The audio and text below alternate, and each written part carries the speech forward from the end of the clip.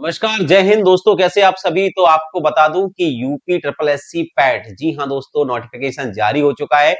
और ये एक ऐसा कॉमन एंट्रेंस टेस्ट है, एक तरह से ऐसा प्राथमिक परीक्षण टेस्ट है जो कि आपके लिए मैंडेटरी है। अगर आप यूपी में सेकंड ग्रेड यानी ऐसा वेतनमान 1900 ग्रेड पे से लेके 3400 के या 4600 के नीचे के ग्रेड पे के जो जो भी वैकेंसी निकलेंगी, चाहे आप पटवारी हो या फिर सॉरी लेखपाल हो या फिर आपका मोस्टली जितनी भी वैकेंसीज उत्तर प्रदेश में निकलती हैं, उन सभी में आपको अब पैट की परीक्षा उत्तीर्ण मांगते हैं। इसीलिए एक हॉट कह सकते हो एग्जाम है ये उत्तर प्रदेश का।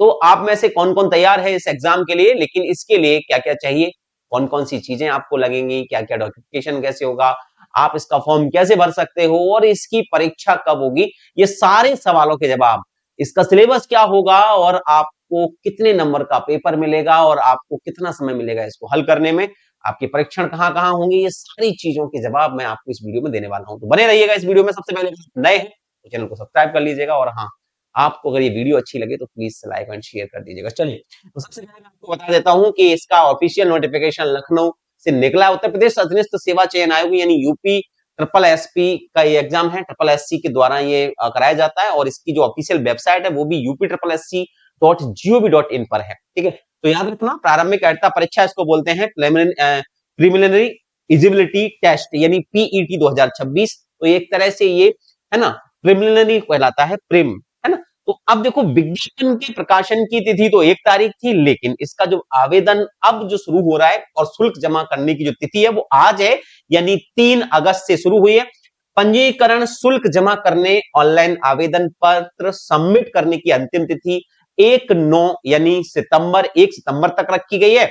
वहीं पेपर में फॉर्म में संशोधन करने की जो तिथि है वो 8 सितंबर की रखी गई है। ठीक है, अब देखो, यहां पर स्पष्ट लिखा हुआ है कि उत्तर प्रदेश शासन के द्वारा ये जो विभाग है वो 20 नवंबर 2020 से संशोधन है और उसके आधार पर अब इसके द्वारा यानी ये पश्चात उत्तर प्रदेश अधीनस्थ सेवा आयोग की परिधि में आने वाले समूह गा के समस्त पदों के पर चयन हेतु इसके लिए आपको ये परीक्षा आवश्यक है, ये ध्यान रखना है। लेकिन इसके लिए आपको 4 फॉर्मेट में गुजरना पड़ता है। सबसे पहले आपको ओटीआर कराना पड़ेगा यानी वन टाइम रजिस्ट्रेशन, जिससे आपका प्रमाणीकरण होगा। उसके बाद आपको कुछ और ऑफिशियल डिटेल भरनी पड़ती है। तीसरा फिर आपके पास शुल्क और चौथा फिर आपको सबमिट करना पड़ता है। ठीक है, तो सबसे पहले आपको वन टाइम रजिस्ट्रेशन करवाना होगा, ये आप करा चुके होंगे। ठीक है, ये शुरू व्यवस्था हो गई आपकी 14/7। ठीक है, यानी जुलाई 14 से रजिस्ट्रेशन की व्यवस्था है। अगर आपने पहले करवा लिया तो कोई बात नहीं, लेकिन अगर आप नहीं करवाया है तो इसको जरूर करवा लेना। जैसे ये हो जाएगा, ठीक है, ओटीआर हो जाएगा, इसमें आपकी बेसिक डिटेलें आ जाती है। उसके बाद आप फिर या फिर आपने पहले करवाया है तो आपका नाम जन्म तिथि उसमें ऐड होगा, कुछ नहीं करवाना है। उसके अतिरिक्त ओटीआर में समस्त विवरण संशोधन किए गए हैं। नवीन रूप से ओटीआर पंजीकरण वाले अभ्यर्थी को मोबाइल नंबर अपना अपरिवर्तनीय रहेगा। उक्त के ओटीआर में समस्त विवरण संशोधन कर दिए जाएंगे आपके। इसके बाद प्रारंभिक अर्हता परीक्षा अनिवार्य होगी, जिसमें आपकी 10वीं क्वालिफाई होना चाहिए।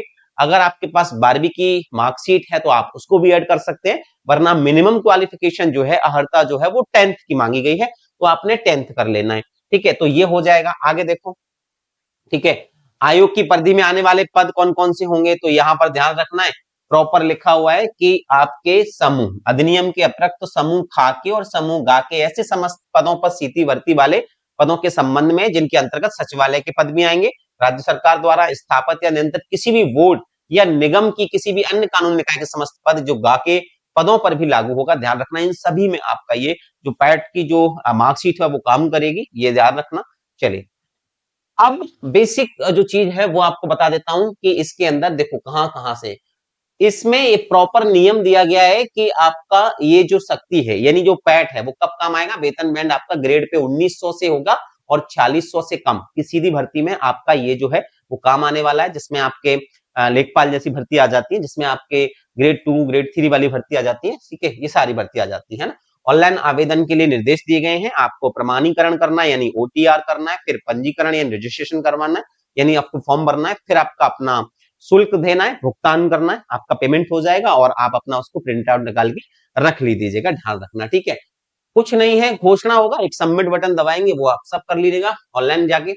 इसके अलावा ये सब हो ही जाएगा, शुल्क जमा हो गया आपका। अब आप ये जो महत्वपूर्ण कुछ चीजें हैं वो देख लीजिएगा, जैसे कि एक तो आपका वेरीफाइड ट्रांजेक्शन आईडी बटन होगा, उस पर आपका हो जाएगा। अगर फेल्ड होता है तो फिर आपको पेमेंट की रिसिप्ट आप ध्यान रखना, उसको आप लेना ना भूलें। अब इसके बाद मेन चीज है ये, आवेदन शुल्क क्या है। अगर आप देखेंगे जनरल कैटेगरी से हैं तो बहुत सिंपल है, आपको प्रोसेसिंग का पूरा 185 रुपए देना है। आप ओबीसी से हैं तब भी आपका सेम रहेगा, अनुसूचित जाति से हैं तो 95 है, और अगर आप हैंडीकैप्ड है तो 20 मतलब 25 है, आप एससी से हैं तब भी 95 है, ठीक है। आवेदन का प्रिंट आउट आप ले लेंगे, बाकी का कोई ऐसा इशू है नहीं। हाँ, अब जो बच्चों के मन में सवाल रहता है कि भैया क्वालिफिकेशन क्या होगी, तो प्रॉपर क्वालिफिकेशन में आपका हाई स्कूल अथवा उसके समकक्ष है ना अर्हता धारित करने वाले अभ्यर्थी आवेदन कर सकते हैं। इसमें आप हाई स्कूल तो लगाएंगे लगाएंगे, लेकिन अगर आपके पास 12th है, ग्रेजुएशन है, तो आप वो भी मार्कशीट इसमें फिट कर देना, क्योंकि एग्जाम के हिसाब से मान के चलो कभी ऐसा हुआ कि 12th बेस एग्जाम आपसे पूछा या मांग लिया हुआ, आपके पास आपने केवल 10th की मार्कशीट लगाई है, तो फिर आप फिर उसमें एलिजिबल नहीं हो पाएंगे कि भैया आपने तो 10th की लगाई है, तो सारी लगा देना जितनी भी है, ठीक है। विभिन्न विभागों में जैसे नियंत्रणाधीन विभिन्न विभिन्न प्रकार के पद संगत होते हैं, उसी के हिसाब से नियमावली तैयार की गई है। तो यहाँ पर जो आपका प्रिलिमिनरी एलिजिबिलिटी टेस्ट है, उसके अंदर सारी की सारी वो चीजें सम्मिलित हो जाएंगी। आयु आयु याद रखना, 1 जुलाई 2026 को न्यूनतम आपकी 18 वर्ष पर कर ली हो, और 40 वर्ष से अधिक आयु नहीं होनी चाहिए। 1 जुलाई 2026 से ये गणना करेंगे आयु की, ये ध्यान रखना है। इसके अलावा आयु में आपको प्रॉपर छूट दी गई है। अगर आप आयु सीमा में छूट दी गई है, अगर आप कुशल वर्ग के खिलाड़ी हैं तो 5 वर्ष की छूट है, एससी एसटी के हैं तब भी 5 वर्ष है, ओबीसी से हैं या भूतपूर्व सैनिक है तो 3 साल की छूट दी गई है, ठीक है, ये ध्यान रखना है। आरक्षण की व्यवस्था वैसी की वैसी रहेगी। परीक्षा योजना क्या है और पाठ्यक्रम क्या है, तो ध्यान रखना 100 प्रश्न आपसे पूछे जाएंगे, और इसके लिए आपको 100 अंक ही निर्धारित करेंगे, ध्यान रखना। पहली चीज तो ये समझ लो, यानी प्रत्येक प्रश्न के लिए 1 अंक की व्यवस्था है। परीक्षा की अवधि आपकी 2 घंटे रहने वाली है, और ये रहा परीक्षा का विवरण। अब भारतीय इतिहास से देखेंगे तो सिंधु घाटी सभ्यता और वैदिक से, इसके अलावा 5 प्रश्न हैं। ये 5 प्रश्न का आपका बौद्ध धर्म, जैन धर्म, मौर्य गुप्त वंश, हर्षवर्धन, राजपूत काल, संतुलन काल, मुगल काल, मराठा, ब्रिटिश एम्पायर और ब्रिटिश राज्य का सामाजिक आर्थिक प्रभाव, यहां तक पूरा 5 प्रश्न यहां से आएंगे। 5 प्रश्न आपके भारतीय राष्ट्रीय आंदोलन से आएंगे, 5 प्रश्न आपके ज्योग्राफी के होंगे, वहीं 5 प्रश्न आपको भारतीय अर्थव्यवस्था यानी इंडियन इकोनॉमी से देखने को मिलेंगे, ठीक है। 5 प्रश्न आपको भारतीय संविधान और लोक प्रशासन यानी पब्लिक एडमिनिस्ट्रेशन से देखने को मिलेंगे। 5 प्रश्न आपको सामान्य विज्ञान यानी जनरल साइंस से देखने को मिलेंगे, जिसमें भौतिक, रसायन और जीव तीनों में से आएंगे टॉपिक। प्रारंभिक अंकगणित होगा, जिसमें 5 प्रश्न पूछे जाएंगे, या तो पूर्ण संख्या या दशमलव प्रणाली, प्रतिशत, या फिर आपको जो अंकगणितीय समीकरण होता है वो वर्गमूल या घातांक एवं करनी, और औसत एवरेज यहां से पूछे जा सकते हैं। सामान्य हिंदी भी 5 प्रश्न आपको मिलेंगे, संधि, विलोम, पर्यायवाची, वाक्यांश के लिए शब्द, लिंग से, ठीक है, एक लिंग से आए। 5 प्रश्न सबसे पूछे गए हैं। मुहावरे से भी आ सकता है, ये देखो यहाँ पर लिखा हुआ है स्पष्ट कि या तो समश्रुत भिन्नार्थक शब्द भी दे सकते हैं, मुहावरे लोकोक्ति भी दे सकते हैं, सामान्य शुद्धि और लेख रचना भी दे सकते हैं। सामान्य अंग्रेजी से 5 प्रश्न होंगे, तर्क एवं रीजनिंग के भी 5 प्रश्न होंगे, करंट अफेयर्स के 10 प्रश्न होंगे। यहां से देखो करंट अफेयर्स का भारतीय एवं वैश्विक होगा, दोनों मिला के होंगे, नेशनल और इंटरनेशनल। 10 प्रश्न पूछे जाएंगे।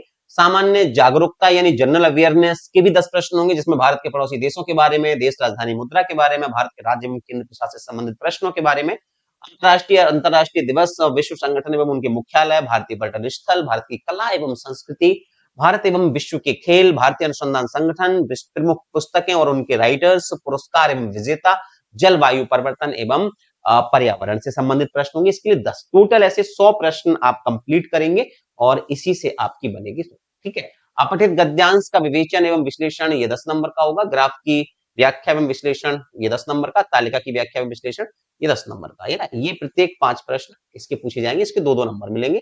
और ये कब रहने वाला है, क्रमांक 1 से 9 तक को आप देखेंगे शैक्षणिक विषयों से संबंधित प्रश्नों की कठिनाई का स्तर है एवं अनुसंधान परिषद है। परीक्षा का प्रकरण जो है वस्तुनिष्ठ प्रकृति का रहेगा, प्रश्न बहुबिल के रहेंगे, ऑब्जेक्टिव रहेंगे। प्रत्येक गलत उत्तर के लिए 1/4 की अंक की कटौती होगी, यानी माइनस मार्किंग है, नेगेटिव मार्किंग है, वो कितनी है 0.25% है, यानी 1/4 है, ये ध्यान रखना है। तो इसी को लेके चलेंगे, ठीक है। बेसिक है, बाकी का सब कोई दिक्कत नहीं है। ये सारी चीजें आप एक बार नोटिफिकेशन में आपको सेंड कर दूंगा, तो आप पढ़ लेना। बाकी की डिटेलिंग में सिंपल है, कुछ भी नहीं लिखा है। अब आपको बस तैयारी करनी है, ठीक है। और आपके पास अभी काफी सारा समय है, तो कोशिश करिएगा कि आप इसकी तैयारी बेहतर तरीके से कर पाए और इन चीजों को बेहतर तरीके से बनाएं। सचिव के हस्ताक्षर होते हैं और ये नोटिफिकेशन आउट करने के लिए उत्तर प्रदेश अधीनस्थ सेवा आयोग के जो सचिव है उसके द्वारा हस्ताक्षर मौजूद होते हैं। तो ये था का आपका पूरा का पूरा नोटिफिकेशन जो मैंने आपको पढ़ के सुनाया। बेसिक चीजें पढ़ के सुना दी हैं, अब आप इसका फॉर्म भर दीजिएगा क्योंकि बहुत सारी ऐसी वैकेंसीज हैं, चाहे वो ग्रेड खा यानी खा और गा पद गा से संबंधित हो। मैंने पे भी बताया 1900 से लेकर 4600 के बीच के जो पद होंगे वो भरे जाएंगे। तो आप सबसे पहले तो ओटीआर करवा लीजिएगा। अगर आपने ओटीआर पहले से करवा रखा है तो आप फिर इसका सीधा सीधा फॉर्म भर सकते हैं और शुल्क करने के बाद आपका ये फॉर्म कंप्लीट हो जाएगा। ठीक है, आपके पास ये पूरा पूरा महीना है। ये 1 सितंबर तक फॉर्म भरे जाएंगे और संशोधन तिथि है 8 सितंबर तक। तो आपके पास काफी समय है, तो आप आज से ही इसको भरना शुरू कर दीजिएगा। बहुत सारे लोगों ने तो आज इस नोटिफिकेशन को पढ़ लिया होगा। जिन्होंने आज नहीं पढ़ा है उनके लिए ये था वीडियो। ठीक है, तो आप आज ही इस नोटिफिकेशन को पढ़कर और कल आप इसका फॉर्म भरिएगा। जानकारी अच्छी लगी हो तो वीडियो को शेयर कर दीजिएगा। धन्यवाद दोस्तों, फिर मिलते हैं एक और नई इन्फॉर्मेशन के साथ। जय हिंद।